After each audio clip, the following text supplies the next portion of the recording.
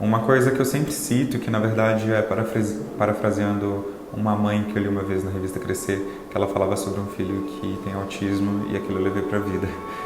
Ela fala que falar não ajuda a resolver, mas ajuda a suportar. E é exatamente isso, é sobre isso que se trata o suicídio e a depressão. É difícil você chegar a alguém e falar, principalmente porque muitas vezes você tenta, você fala, mas ninguém te ouve. É difícil.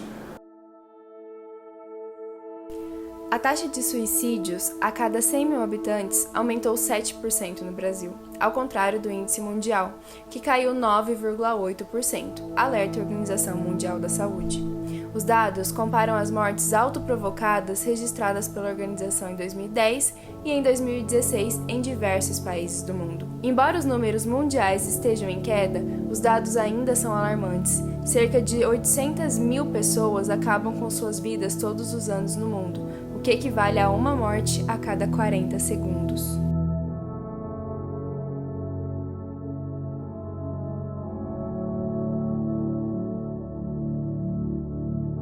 Meu nome é Maria Crepaldi, né? Eu tenho 46 anos e eu sou mãe do Vitor.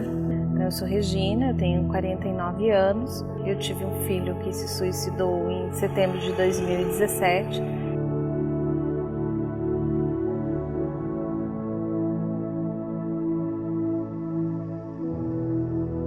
E foi assim bem difícil, sabe? Foi bem difícil porque é muito complicado assim, você abrir a porta do quarto e ver o seu filho ali, né? Com os olhos abertos, olhando na direção da porta, como se você fosse socorrer ele, né? O Vitor foi no sábado, né? Ele tinha ido na casa de um amigo e ele tinha terminado o namoro com a menina. E ele chegou em casa, ele não me falou nada. Então ele chegou e falou assim: mãe, quando acabar esse programa na televisão, você me chama que eu quero assistir esse filme. Tava passando no intervalo o filme que ia passar. E era umas 10 horas mais ou menos da noite. Aí eu falei assim: tudo bem, né? Então na hora que acabar o filme eu vou lá te chamar. Aí a minha cunhada falou assim: então vou tomar um banho que eu também quero ver. Eu falei assim: então também vou. Aí cada um entrou no banheiro, ele subiu pro quarto dele. E eu tomei banho e desci correndo com a toalha enrolada no cabelo. Falei: vou arrumar um lanchinho aqui e chamar o Vitor, né? Porque meu marido tava viajando. Eu falei assim: então vou fazer só um lanchinho que tá ótimo, né? Aí eu subi pra chamar o Vitor. Foi assim 15 minutos do meu banho, da hora que eu vi ele aqui na cozinha, que ele subiu, foi 15 minutos. Eu subi, empurrei a porta do quarto, ele já estava pendurado num cinto dentro do guarda-roupa.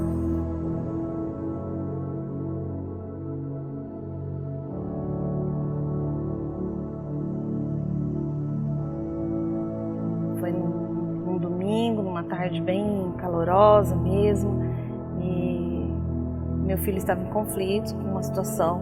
E naquele momento, mãe tem uma coisa muito interessante, né, que é, não sei se é a previsão. Desde 10 anos de idade, que é uma mãe que tentou várias vezes o suicídio.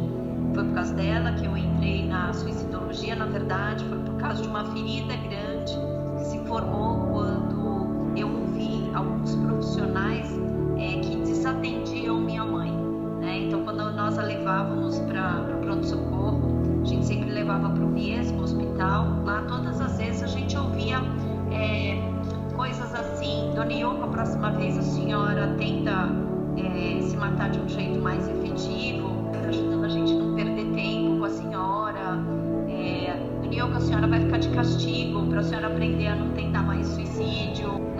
A senhora não tem o que fazer a não ser tentar suicídio. E aí, assim, várias situações. Eu já sabia que algo ia acontecer, né? Estava bem apreensiva, com bastante medo. E quando eu cheguei na casa dele, os bombeiros estavam lá já, né? Então, assim, tentando reanimá-lo, mas não conseguiram. O Cauê era um menino diferente, assim, eu diria, muito dependente emocionalmente da gente, né? E aí ele cresceu, né, na sua infância, na sua adolescência.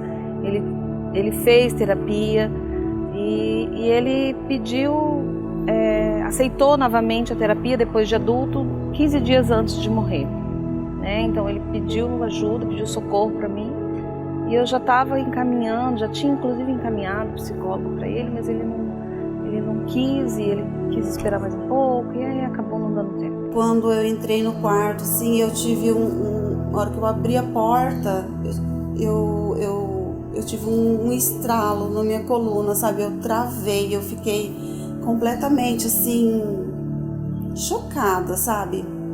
E eu gritei, nossa, eu gritei muito alto. Os meus vizinhos vieram, sabe, correndo, porque eles não sabiam o que tinha acontecido. E uma vizinha minha, ela tinha lido uns 2 minutos antes na internet que ele tinha deixado uma mensagem. E o marido dela, ele abraçou o corpo do Vitor, ergueu, e ela subiu em cima da cama e puxou o cinto. E ela me colocou, ela colocou ele deitado na minha perna, assim, e aí pra mim ali o mundo acabou, né?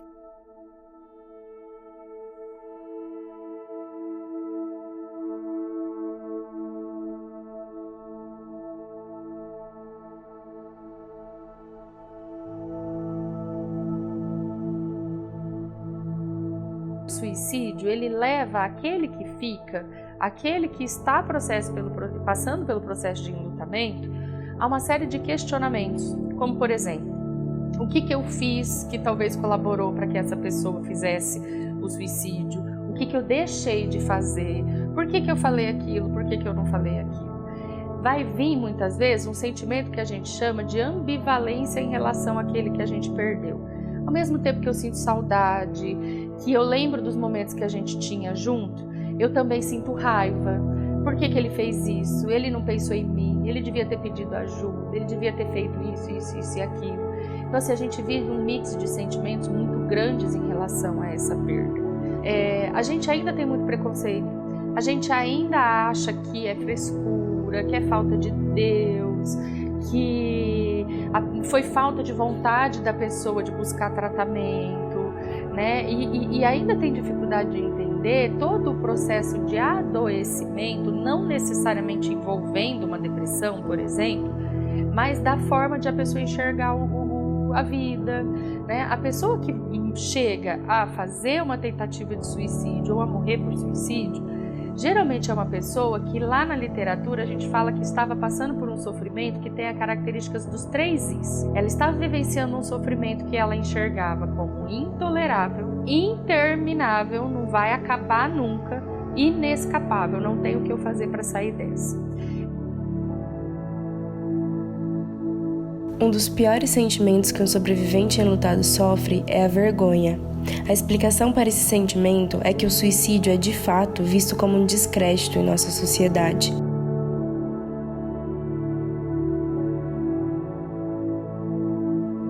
A gente fez terapia, né? Bastante tempo. E foi o que ajudou, né? Porque sem a terapia eu acho que eu nem estaria aqui. Eu acho que eu teria feito o mesmo, sabe? E eu busco muita força nos meus 2 pequenos, né? Porque eu tenho um de 14, agora ele tá com 14, né? E um de 16. Então eu busco muito forças neles, né? Porque eu acho que se eu tivesse só o Vitor como filho único, eu não estaria aqui. Porque é muito difícil, né? Então, os que ficam é os que dão forças pra gente, né? E o meu marido é a mesma coisa. Meu marido, ele fez terapia, mas ele fez muito pouco, ele não aceitou ajuda, né? Ele não aceita, ele diz que não tem tempo. De um modo geral, assim como aquela pessoa que faleceu por suicídio tem todo um estigma relacionado ao processo de adoecimento mental, no processo de luto é exatamente a mesma coisa. São poucas as pessoas que ainda procuram ajuda, né? Embora deveriam estar sim procurando ajuda, porque tem possibilidades de recursos que a gente pode desenvolver, por exemplo, dentro de um contexto terapêutico, seja por aconselhamento, seja por terapia propriamente dito, a ajudar a pessoa a lidar com tudo isso que ela está sentindo e passando nesse momento. Mas ainda são muitos poucos que pedem ajuda. Por quê? Uma porque as pessoas ainda encaram, é normal, eu perdi alguém. Outra porque elas têm vergonha. Outra porque as pessoas não se permitem muito ouvir sobre perda, muito menos perda por suicídio. A gente ainda não sabe ouvir sobre isso. Vira e mexe eu recebo aqui no meu consultório, por exemplo, pessoas que vêm me contando absurdos que ela ouviram de amigos, de colegas ou de familiares, como você precisa partir para outra, né? Você ainda é muito jovem, tem a vida inteira pela frente, para de ficar pensando nessa pessoa que faleceu, para de falar sobre isso. E a pessoa acaba sentindo que ela não tem esse espaço, porque a gente não sabe escutar de dor, né? Quando as pessoas não sabem escutar sobre dor, dificilmente elas vão saber fazer um acolhimento adequado, né? Daí a importância, talvez, se eu não estou encontrando esse espaço dentro do meu círculo de amizade, de família, de trabalho, enfim, qualquer ambiente que eu vivo, de eu realmente estar buscando uma ajuda profissional, que não necessariamente envolve fazer psicoterapia, porque psicoterapia do luto a gente faz mesmo depois que a gente está percebendo que o enlutamento está se agravando e se complicando de alguma maneira, mas talvez por passar por um aconselhamento. Olha, para as pessoas que estão em volta dessas pessoas, que as amem como se não houvesse amanhã, como dizia o nosso poeta Renato Russo. E para as pessoas que estão em sofrimento, busque ajuda.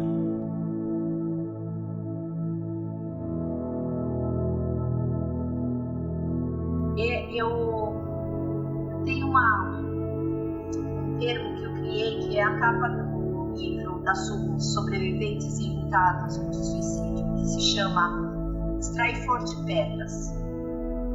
Que para mim, extrair flor de pedras é uma metáfora que é possível sim a gente encontrar beleza de vida, né? Depois da morte de alguém. Sempre é possível seguir em frente, né? Tem uma autora que trabalha com essa questão da pós-venção, que ela diz uma fala que é: enquanto a vida há jeito. E é verdade, né? Às vezes com mais sofrimento, às vezes com menos sofrimento, às vezes com mais tempo, às vezes com menos tempo. Vai depender de N fatores para colaborar com esse processo ou não, né? Mas enquanto tem vida, tem jeito. Né? Enquanto a gente está aqui, a gente tem como pedir ajuda, a gente tem como buscar recursos, há diferentes possibilidades. Porque a fé, ela move tudo, né? Montanhas. Então, assim, eu acho que a fé e acreditar, né? Que a gente tem um propósito, né? Aqui. Porque nós somos a origem de Deus, né? E para onde que a gente vai? A gente vai voltar para Deus, né? Então aqui não é nossa casa, a gente está só de passagem, né? O CVV é o Centro de Valorização à Vida, é o número 188 para as pessoas que estão buscando o apoio emocional para conversar com alguém. Então a pessoa liga e tem um voluntário para conversar com ela. O CVV, todo tipo de ligação de pessoas que estão passando por sofrimento, a gente recebe.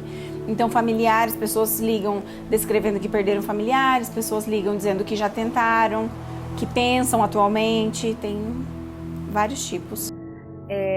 A Decida Viver, ela surgiu no terceiro, eu não me lembro exatamente, mas no terceiro ou no quarto dia após a morte do meu filho. Nós estávamos em casa, almoçando, e a gente ficou assim muito... E aí? E agora? Né?